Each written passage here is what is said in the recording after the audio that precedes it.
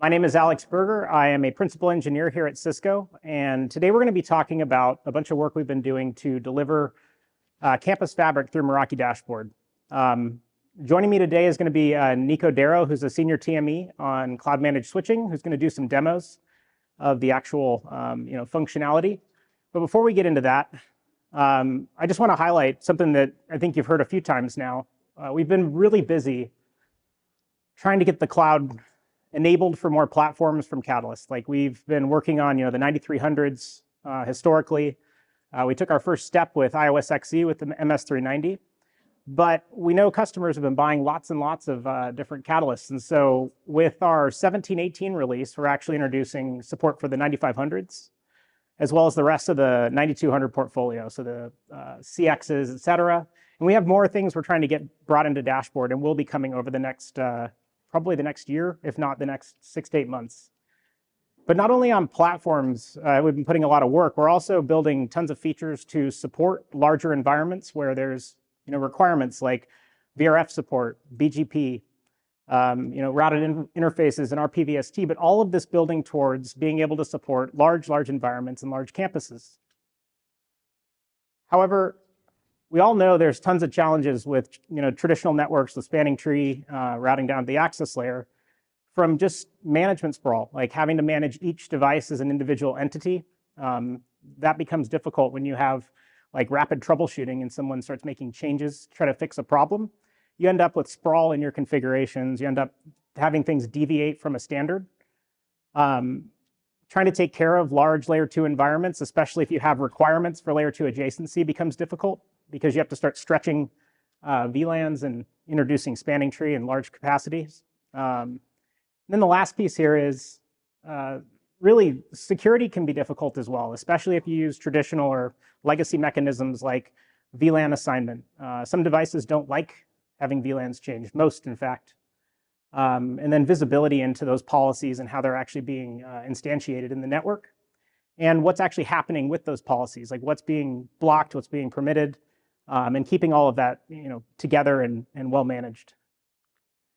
And so we've been trying to take a lot of those challenges and bring that into an actual campus fabric. And so today we're going to see this preview of Cloud Managed Fabric. I'm going to go through and just explain like kind of our focus areas, and then the real cool part's going to be when Nico goes and does the demo.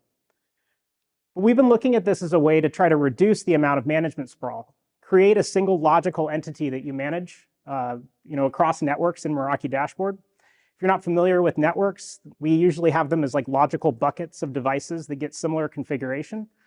But when you get into larger campuses, you may be breaking those into multiple networks to manage them as like, building A, building B. And that can become difficult. But we also wanted to make sure that we could build a product that could be built on top of existing networks. So I don't know how many people have tried to, turn up a more modern network when there's already existing hardware, but that takes a lot of work, a lot of hands-on, and a lot of times you have to start building it on a separate set of hardware. So you got to swing cables, deal with large outage windows, and so really focusing on that brownfield portion. We also introduced some cool things around staging configurations. That's not something normal in Meraki Dashboard, so I'll talk about that here in a moment. But also trying to make sure we can tackle security and handle some of the most rigid security requirements for microsegmentation and control of endpoints. And then as I mentioned earlier, when you stretch L2, in most cases that causes all sorts of fun things, like having to have a single VLAN present across your campus for things that require that layer 2 adjacency is painful. And then we are going to be building out a lot of things around assurance, but trying to keep that very tailored to knowing that the fabric is working well, knowing how things are operating in general.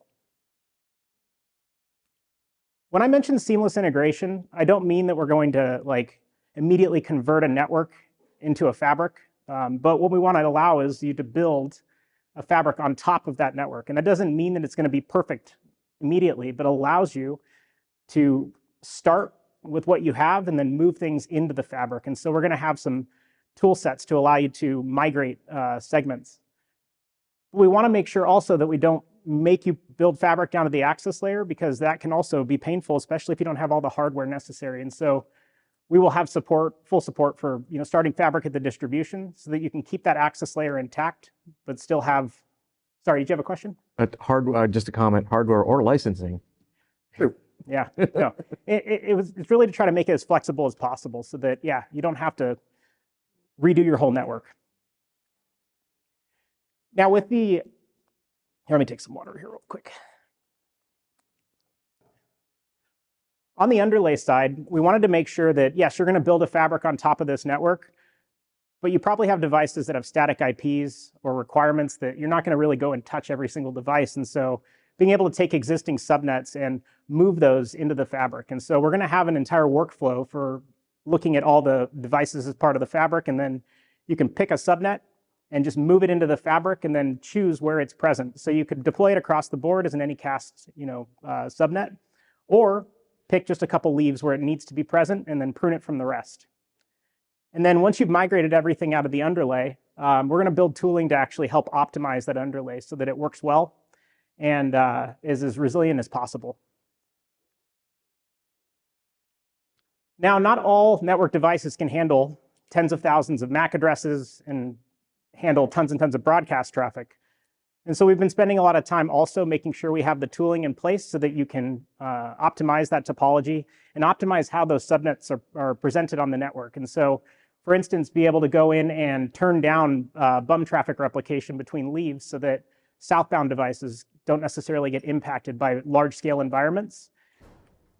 And also give you the ability, as I mentioned earlier, to just selectively place those segments on different leaves based on what the requirements are in the network. And that helps us build towards supporting things like distributed wireless. If you're familiar with Meraki Wireless, we usually standardize with bridge mode, which means that the AP is a trunk into the switch, and those L2 segments have to be present across the topology for like seamless roaming. And so with that tuning, we can then create a subnet for AP management so that we can share those fast roaming keys. But then the endpoint segments or the wireless client segments can be restricted from seeing every broadcast packet on the planet so that we can have a very scalable environment to work in. One key piece here too is from a security perspective, this fully integrates with our adaptive policy feature set, which is just TrustSec with inline tags. And I'll talk about that here in just a second. Now, if you've seen anything about some of the work being done in wireless, we did just recently introduce a campus gateway, which allows you to take a traditional WLC-based design and make it cloud managed essentially. So we can start tunneling stuff back to a centralized point of presence. And with Fabric, we'll just act as a transit. However, we can still maintain that same tagging, the same behavior for security policy, and bringing all that back together so that no matter how you have it deployed, if you need a giant environment for seamless roaming across tens of thousands of endpoints, you can use a campus gateway and still get all those benefits of the security policy and then the ease of use from that management. The slide always takes a while to load. All right. The other piece of this is we wanted to build this with security in mind. And as I mentioned, we have full support for adaptive policy. And then some of the cool parts about this are we can still take that inline tagging. So you don't have to have every device be part of the fabric to actually use the microsegmentation and policy. But it's also fully integrated with our access manager, which is our cloud delivered kind of NAC product. And allows us to do dynamic authorization of endpoints and association of those tags, but carry those tags in and out of the fabric so that you can have, for instance, a user like Darren here connected, get the employee SGT. There we go. And then have that actual SGT hit the leaf, get moved into the VXLAN header, and then get moved back out into the CMD header where those SGTs live, and then have a firewall be able to process a very granular policy on that endpoint, irrespective of the fabric topology. As long as we have those tags in, we can send them out. So that means if you had like a third-party tagger and you actually had your VXLAN fabric configured properly, you could pass traffic just fine. Yeah, so we, from a VXLAN perspective, we just moved that SGT into the GPID field in the header. So yeah, it essentially, transparently just move them across the topology. Transparent, yeah. Yep. So before I hand this over to Nico, I've got 2 more slides. We wanted to make sure that the setup is easy, and Nico's going to show this, but it's really 5 steps, and it's really only 3 steps to get everything configured. You create the fabric, assign the roles that you need, create a fabric VRF, and then any new subnets if you're going to use those. Configure your border routing, which is just ingress, egress routing in and out of the fabric. And this is where we then offer the preview and stage function. So you can stage it and then review that with your team. And then at the 5th step is just to click the deploy button. Once you click deploy, we push the configuration down. And this is where we're going to introduce the underlay migration workflow. So you can validate that everything's working in the fabric and then start moving those segments in over time. Now, I really like this part just because I've been wanting to try to get this built for a couple years, and this is a really good reason. So we finally have built in a staging function so that you can start building config and then save it, but don't deploy it. And that means that you can update configs, review them with the team, plan an actual change window, and not have to do everything during that change window. If the only way that you normally deploy configs, like in Dashboard, is to build them all, click save, and then it deploys, your change window increases dramatically, even if you just have small changes to make. And so this gives us the ability to actually have those configs, and even day 2, if you keep updating, you can stage, review, and then deploy. It just allows us to kind of make it a little bit more user-friendly and a little bit more integrated into most customers' change controls. All right, now before I hand this to Nico, last thing I wanted to leave with is we really have been trying to look at Fabric as not just a tick box. It's about trying to provide customers something that provides value, but allows them to take their existing network and add that value and be able to modernize the network versus trying to build things in parallel and have to deal with a lot of the costs and expense that comes with that.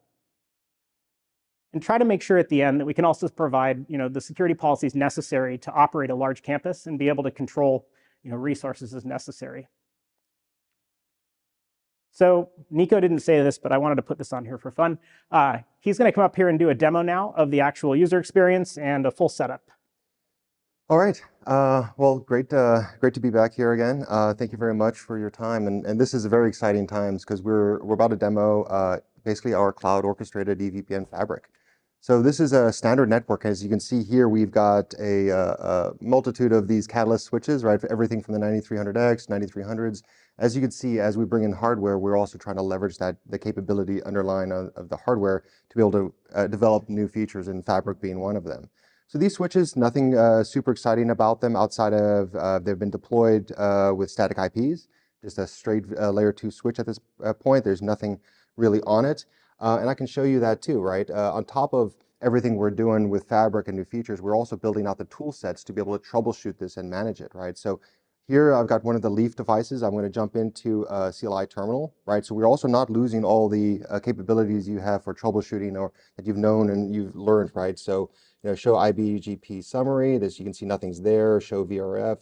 We really don't have anything configured on this device, and this is a good starting point to getting these switches configured, to get them static IP, and that's really all you need to begin. So we're going to go ahead and create this fabric, right? So under orchestration or organization, sorry, we have this fabric page. So this is the first step on generating that fabric workflow. We're going to create a new fabric, and you can see here how we automatically create a name. Of course, you can customize it, and a BGP ASN. Of course, you can modify that as well. Here, this is where you would select your network or networks. In this case, I'm just going to use one, but this allows you to select multiple networks. So then as you create fabrics or as you create subnets, you can have that subnet exist over multiple leaves across multiple networks. So it's not just contained to one site. This kind of gives that a little flexibility. If you have a location that has a subnet, maybe you want to expand that subnet to another location. This is a great way of taking that and being able to expand that fabric as well.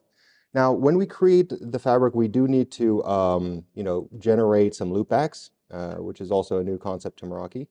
But you can see here that we're going to give it a loopback pool so that when we generate loopbacks, it's going to dynamically create those interfaces from this pool. And of course, you can customize that. Now, we're going to assign the roles to these switches. You can see here that I can go in, select, this is a border device. I want to go in, maybe do a multiple select on these spines. But this is where you assign the roles. We have a single role per device right now. Of course, we're going to have multi-roles. So if you want to do a border leaf, that is coming shortly. And of course, you can also do some searching. So we can do some fast configuration. But that's really all you need to do at the the node level. So once we define those roles, you can see here, right? We've got the borders, we've got the spines, we've got the leaves. We're going to go to the next step here, and that's where we define our VRFs. Now, we'll automatically create a VRF called Fabric that will have auto RD, RT on it, so that we do a lot of that complexity behind the scenes. If you want to go off grid and do your own thing, you totally can, right? And that's what we want to do, is be able to have a very powerful way of creating a fabric, but not nerf the capabilities of being able to have it customizable. So down here we have subnets. Now, with any good fabric, we do need an egress subnet. So we're going to start off with a egress subnet, and it's going to be VLAN 50. There you go, man. There you go. Keyboard is hard. And then you don't type like this normally? you mean like exactly? This is not the standing desk I'm used to. And then what we're going to do is just define that egress VLAN, because anything that fabrics are really cool, but if we can't get things in and out of it, it's a very fancy network, right? And we're going to disable any of the anycast and bum replication on that device. Now, egress only has to exist on the border, right? So this is just showing you how we can create these subnets, and you define where those subnets exist. Egress only on the border, but this is going to be our first fabric VLAN. Now, the naming is important because we also are tying into a lot of the other features and capabilities we built into dashboard, like the dynamic VLAN assignment, VLAN naming. Here, we're going to call this fabric, VLAN 101, just because I'm like super, creative here. So this is going to be a fabric VLAN 101, and this is where we'll define our, the details. So we create our, gateway or anycast. We're of course going to use a external DHCP server. You can see down here, we've got anycast and bum replication enabled. If we want to disable bum replication for a greater scale, or we don't really need it for like a guest network, this allows us to configure that. And then here we define where we want this subnet to exist. If we, have it existing on a few switches and we want to expand it, we can go in there, and it's just very easy to create that scope. Yeah, and then after we create that, of course, we can create multiple subnets, but just for the demo, we're going to do one. Next step is that border routing configuration. How do we get traffic in and out? Now, we can leverage static IP if we want to, but here we're going to use an IGP because Fabric's pretty dynamic, and we want to have it integrate with our existing setup without having to manually configure a bunch of things. So here, we're just going to create an OSPF instance. You can see how it already knows at the border level which subnet we can choose. If you had multiple egresses, you could select that. But that essentially creates that OSPF IGP so that it can peer and both learn the default route and inject it into the fabric, but also share traffic outbound as well. Nico, before you get too far, you kind of glossed through a part of VXLAN that's pretty important, which is the route targets and the route distributors. And I've done this before, so I recognize that the auto is a really great functionality. But if you don't do auto, you can really break things in a hot hurry. Yeah. And I'm wondering what kind of guardrails you put on it so that if somebody's coming in here, this is the first time they're doing VXLAN, and they're not super familiar with all of the the weeds that grow up in VXLAN. How do you keep somebody from just doing something bad? Making a huge fat mess. Well, I feel like we could have a whole session just on that, right? Sure. So, it's a delicate balance we're trying to do, is try to build some powerful capabilities, but without having to have guardrails or, too many, soft points on it. That is definitely something we're going to get into, because we want the ability to go really crazy. eBGP peering, expanding existing fabrics. For right now, the auto is there as just a guideline. Is that like the default? Yes, okay. It's the default. So I could go in and just say, I don't know what I'm doing with RD and RT. Default is it's auto. I could keep moving on. And yeah, and okay. I think if you started expanding into other fabrics or routing into larger environments, that may break stuff. But if you just had a small lab and you did your own RDRTs, though we use those values on all the configurations, so it would technically work. But Yeah, it could get a little. So where I'm coming from is I've worked with some customers who they go on the internet and they're looking for they're trying this VXLAN thing out, and there are some guides out there that tell you to specify the RD and the RT, and you can get into a lot of trouble if you don't understand exactly what you're doing, and and then phone a friend for Absolutely. some help. So right now, we don't even let you use manual define, so we're just locking it in as only auto RDRT. So Even better. we do have that VRF list, so you can see what you have configured in the organization, but you can't go in and use the non-auto RDRT, at least from what we're going to release for the initial launch. Okay. Try to protect against that. And you can see here, I've created a couple other VRFs, and they're not. I can't use them, right? You have to create a net new VRF for the fabric. okay. And yeah, you can basically disable it, but there's no custom. So I Okay. guess we do have some guardrails. So the next step, right, and is we've defined everything, and this gives us our summary page. So here we can review the role of the devices, the IPs, make sure we have everything we have configured correctly, the subnets that we're going to generate, make sure we didn't fat finger anything, and then the the IGP that we're going to use. The next step is to move to staging. So here it creates this fabric workflow, and then we're going to jump into it. Now this is where we can review, we can share it with our peers, we can get comments on it, we can make sure that we have that change control window open, the right resources on board to start deploying it. We can look at the roles you can see here. So everything is nice and summarized in this environment here. Border configurations as well as the fabric subnets. Now you can preview changes, comment and deploy. We're just going to go ahead and comment deploy. And this is where we'll start rolling out the fabric. There you go, fabric deployed. Now you're thinking, well, prove it to me, right? Well, here you go, right? It's great to say that it's configured, but now we want to leverage the tools that are in dashboard to actually troubleshoot this, to verify that it's deployed and what does it actually give us. So, we've got our fabric deployed. We're going to go to our switches. So, we've got our leaves, and we don't have to configure the borders or spines anymore. Everything is going to be configured at the port level, right? We can go in and edit a port. But before I do that, I want to show you that we have VLAN profiles. So in our VLAN profiles, this is where we can define the VLANs in the environment. We will auto-create that fabric VLAN 101. And this creates this really nice abstraction layer where we can see the fabrics that are in use. We can leverage the name. And you can see here that if I wanted to, move our, wired clients from VLAN 11 to 101, it's a pretty simple change. If I can get it, there you go. To flip those VLANs around, now everything that is mapped as a fabric VLAN gets mapped to the fabric environment. On the switch itself, you can kind of see that where I can go in and define the port. If I want to change it from a camera VLAN to fabric, I just have to define that name. I don't have to remember those VLANs itself. So going from there, we can also verify configuration by using our cloud CLI, right? We can now jump into that leaf switch, and hopefully we've got, so jump into the CLI here, and then we can do show IP BGP summary. Not active yet. Show Meraki config up. Right, and then if we want to go in and configure a port, right, and I want to map it to, say a camera, to show you here. Go edit, and then you can change this here to camera VLAN or vice versa. And then on the device itself, we can actually watch the configuration apply. Now the configuration probably already got pushed, but we're going to do show Meraki config up, and then you can actually watch the configuration apply here. Now in parallel, we can do a packet capture on this. So we have troubleshooting tools if we want to go to the port level. And in this case, I think I need to go and see why I can't get my camera online. And here it's on VLAN 10. I want to go in there and change that to that fabric VLAN here. So it's the same workflow you're used to in Meraki, right? We have a device here that's on VLAN 10, it has no IP or no valid IP.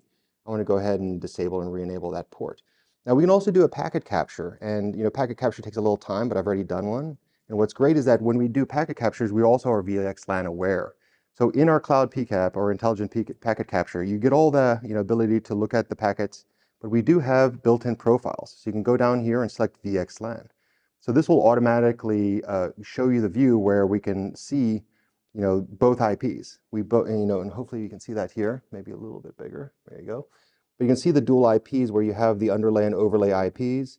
You can go down and see the VXLAN header information, the VNI group policy ID if we're doing adaptive policy, right? And that's part of what's great about this VLAN profile is that, here we have, of course, I'm going to flip this back to what it was. But here, if we have our, VLAN IDs to map to names, it's very easy to easily go in and map an adaptive policy to that as well. So that if we want to have a very seamless way of doing that microsegmentation with Fabric, it's as easy as making sure that those ports and those VLANs are tagged appropriately. So that being said, we can go back and take a look at the switch and make sure that we've got all the configuration applied. Show IP BGP summary, not active yet. And then, so on this Fabric, you can also see that once we deploy the Fabric, it will give us the summary page where you can see the Fabric devices, how many multi-roles we have out there, the border configurations. You can see here I've got a couple of BGP peers offline, but this gives us an idea of what was deployed. We have a topology view that Alex showed earlier, where you'll see the devices. We don't have the connectivity there yet, but that'll give you that topology of how things are laid out.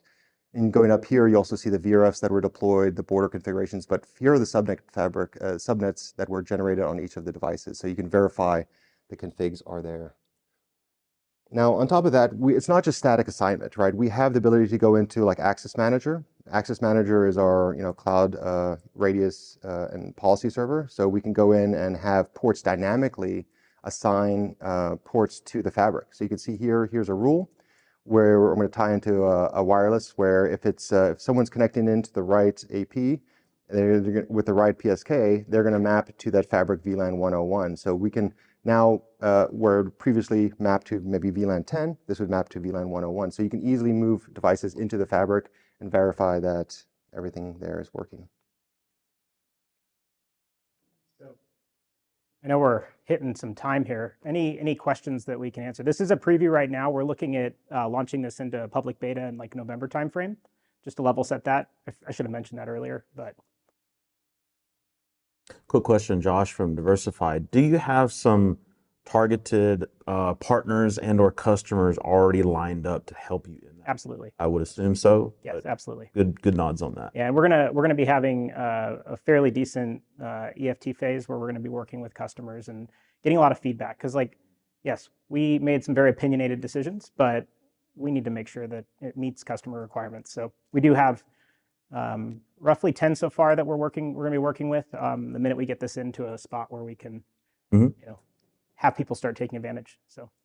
It is hinging on us getting 17.18, iOS XE 17.18 into dashboard and out for everybody, which is going to hit in beta in July timeframe. So we're going to start building off of that. Right. And that will, by the way, forgot to mention, we're going to have support across the 9500s, 9300s, MS390s. So this will roll back into the existing Catalyst line that are absolutely in Meraki dashboard. And absolutely. MS390 specifically. And 390s, yeah, for sure. Yeah.